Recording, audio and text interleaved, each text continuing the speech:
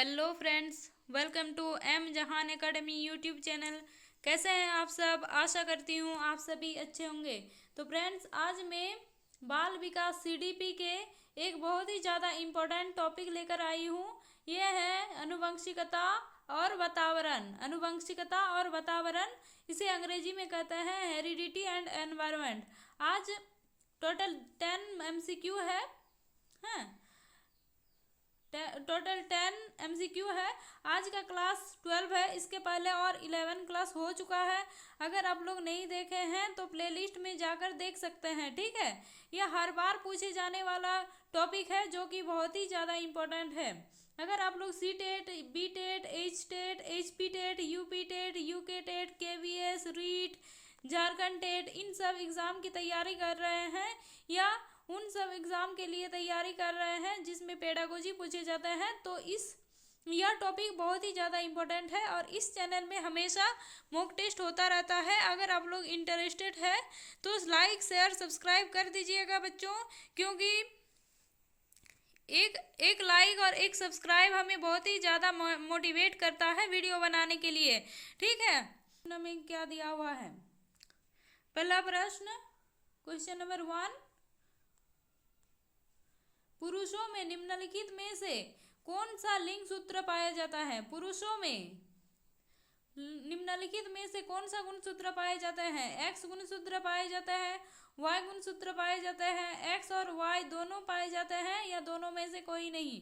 बताइए, पुरुषों में कौन से लिंग सूत्र पाए जाते हैं? एक्स गुणसूत्र, वाई गुणसूत्र या एक्स और वाई दोनों, और या दोनों में से कोई नहीं? कौन सा ऑप्शन आप लोगों को ठीक लगता है बताइए। तो इस क्वेश्चन का सही जवाब होगा ऑप्शन सी, एक्स और वाई दोनों प्रकार के गुणसूत्र पाए जाते हैं पुरुषों में, और स्त्रियों में पाए जाते हैं एक्स एक्स गुणसूत्र। यह भी इम्पोर्टेंट है, इसको भी याद कीजिएगा, ठीक है। तो देखते हैं अगले प्रश्न में क्या दिया हुआ है। क्वेश्चन नंबर 2, अनुवंशिकता का पिता किसे कहा जाता है? अनुवंशिकता का पिता किसे कहा जाता है? मोस्ट इम्पोर्टेंट क्वेश्चन, ये इन्हीं सब क्वेश्चन आप लोगों के एग्जाम में पूछ सकता है, ठीक है। तो देखिए, option A Mendel, option B Boring, option C Douglas, option D Holland. किस ऑप्शन के आप लोग ठीक मान रहे हैं बताइए। अनुवंशिकता का पिता किसे कहा जाता है? मेंडल को अनुवंशिकता का पिता कहा जाता है। मोस्ट इम्पोर्टेंट, उन्होंने कब अनुवंशिकता की खोज की थी? 1866 में उन्होंने अनुवंशिकता की खोज की थी, ठीक है। यह भी बहुत इंपॉर्टेंट है। क्वेश्चन नंबर 3, मनुष्यों की कोशिकाओं में कितने जोड़े गुणसूत्र पाए जाते हैं? बताइए, मनुष्यों में कितने जोड़े गुणसूत्र पाए जाते हैं? 22 जोड़े, 23 जोड़े, 46 जोड़े, उपरोक्त में से सभी? कौन सा ऑप्शन आप लोगों को ठीक लगता है? मनुष्य की शरीर कोशिकाओं में कितने जोड़े गुणसूत्र पाए जाते हैं? 46 जोड़े गुणसूत्र पाए जाते हैं मनुष्य के शरीर में। इस क्वेश्चन का सही जवाब होगा ऑप्शन सी, पुरुषों में 23 जोड़े और स्त्रियों में 23 जोड़े। इसी तरह से 46 जोड़े गुणसूत्र पाए जाते हैं मनुष्य के कोशिकाओं में। इस क्वेश्चन का सही जवाब होगा ऑप्शन सी।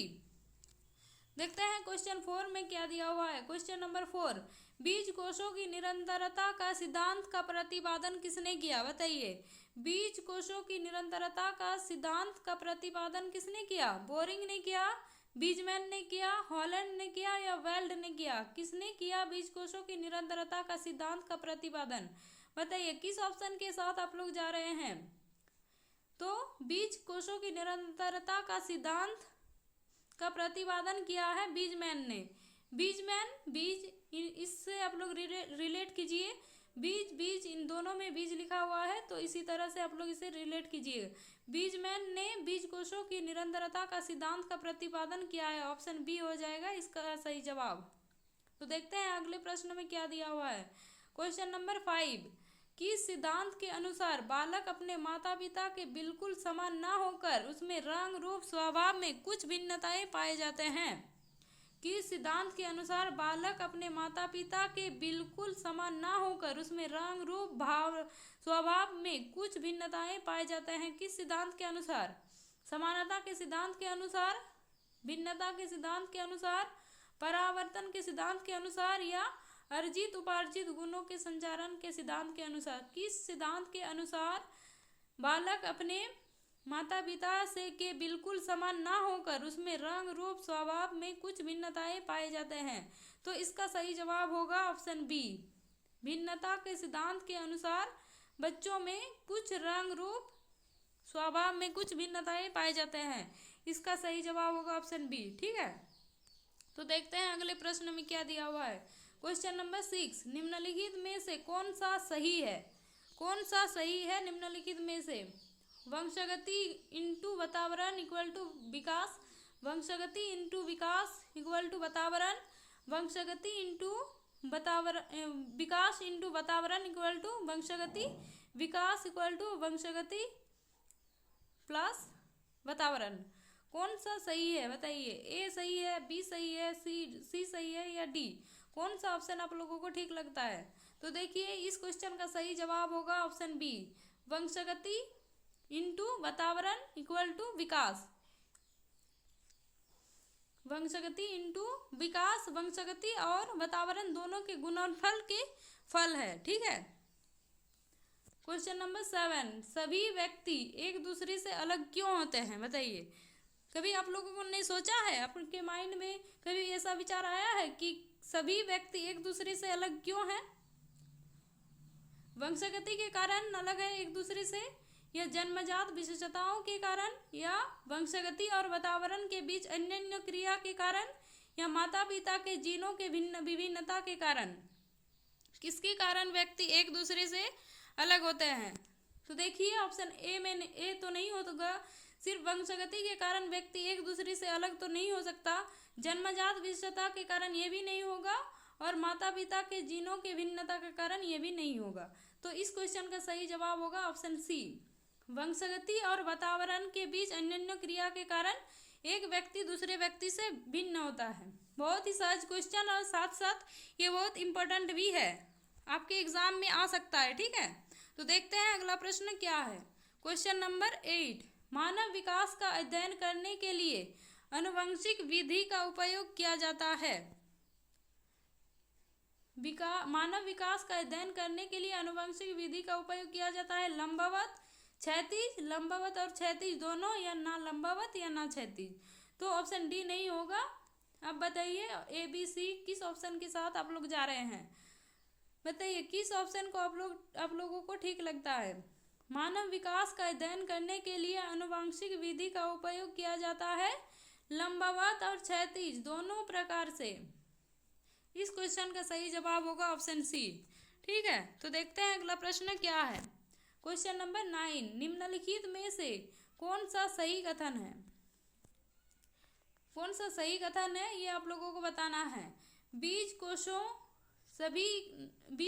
कभी नष्ट नहीं होता।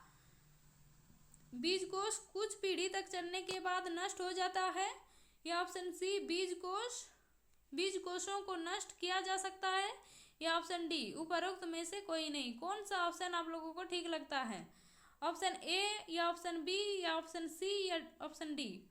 कौन सा ऑप्शन आप लोगों को ठीक लगता है बताइए? बीज कोष कभी नष्ट नहीं हो सकता, बीज कोष कुछ पीढ़ी तक चलने के बाद नष्ट हो जाता है, बीज कोषों को नष्ट किया जा सकता है, या उपरोक्त में से कोई नहीं? कौन सा ऑप्शन आप लोगों को ठीक लगता है बताइए? तो देखिए इस क्वेश्चन का सही जवाब होगा ऑप्शन ए होगा इस क्वेश्चन का सही जवाब। बीज कोष कभी नष्ट नहीं हो सकता। ठीक है, वो एक पीढ़ी से दूसरे पीढ़ी में स्थानांतरित होता रहता है, कभी नष्ट नहीं होता। ठीक है, तो देखते हैं अगला प्रश्न क्या है, आज का लास्ट प्रश्न। मेंडल ने कब से कब तक आनुवंशिकता का प्रयोग किया था बताइए? मेंडल कौन है? मेंडल आनुवंशिकता का पिता है। आनुवंशिकता की खोज की है, कब की है? 1866 में की है आनुवंशिकता की खोज। ठीक है, यह मोस्ट इम्पोर्टेंट है, ये बहुत ही ज़्यादा पूछे जाते हैं सी टेट, यूपी टेट, किसी भी स्टेट टेट के एग्जाम में, बहुत ही ज़्यादा इम्पोर्टेंट। मेंडल को कहा जाता है आनुवंशिकता का पिता। उन्होंने कब से कब तक अपना प्रयोग किया था?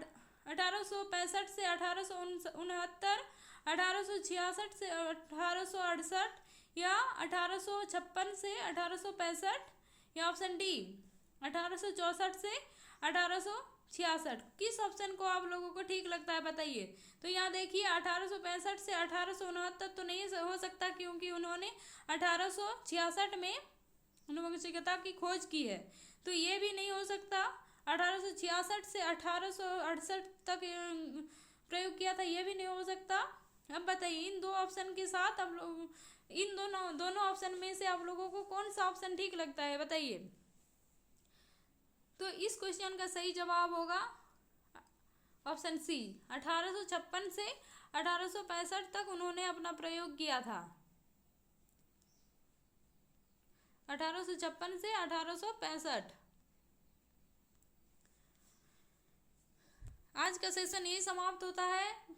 लाइक शेयर सब्सक्राइब करना मत भूलिएगा बच्चों, क्योंकि एक लाइक और एक सब्सक्राइब हमें मोटिवेट करता है वीडियो बनाने के लिए। ठीक है, लाइक शेयर सब्सक्राइब करना मत भूलिएगा, क्योंकि एक वीडियो बनाने के लिए बहुत ही मोटिवेट करता है आप लोगों का एक लाइक और एक सब्सक्राइब।